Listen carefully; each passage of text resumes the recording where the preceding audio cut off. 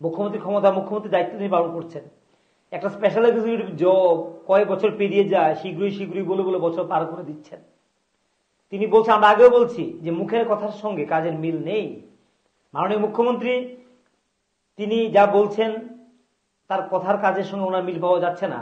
নিশ্চয়ই তিনি একজন চিকিৎসক, প্রফেসর, একটা ভাবমূর্তি ওনার রয়েছে, কিন্তু এই যে একটা শরিক দল রয়েছে, সরকার ক্ষমতায় রয়েছে, তাদের আসন সংখ্যা মানে নিরঙ্কুশ সংখ্যাগরিষ্ঠতা থেকে একটু বেশি, সরকার চালাতে কষ্ট হচ্ছে, বিরোধীরা অনেকটাই শক্তিশালী।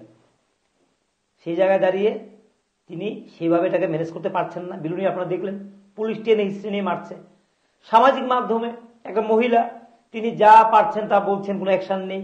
প্রথম মোবাইল ছিনিয়ে নিয়ে গেছিলেন, আমরা বলছিলাম যে মোবাইলটা দোষ করেছে, এবার আবার নিচ্ছেন, তিনি হাসছেন। কারণ রাজ্যের একটা অংশে মানুষ দেখেছে যে এই সামাজিক মাধ্যমে এইভাবে যা খুশি তা বলে, যেভাবে খুশি এভাবে বলেও কিছু হয় না, শুধুমাত্র সাংবাদিক বললে সমস্যা।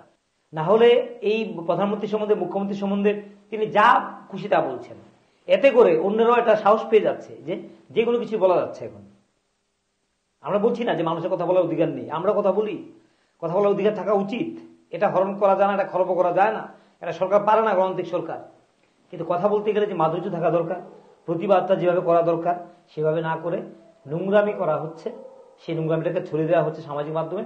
এতে করে পরিবেশটা আরো বেশি হচ্ছে। এখানে সরকার প্রশাসনের ভূমিকা নেই, যার কারণে ক্লাবের পুলিশের গায়ে হাত দিচ্ছে। এটা কত দুঃসাহস হতে পারে।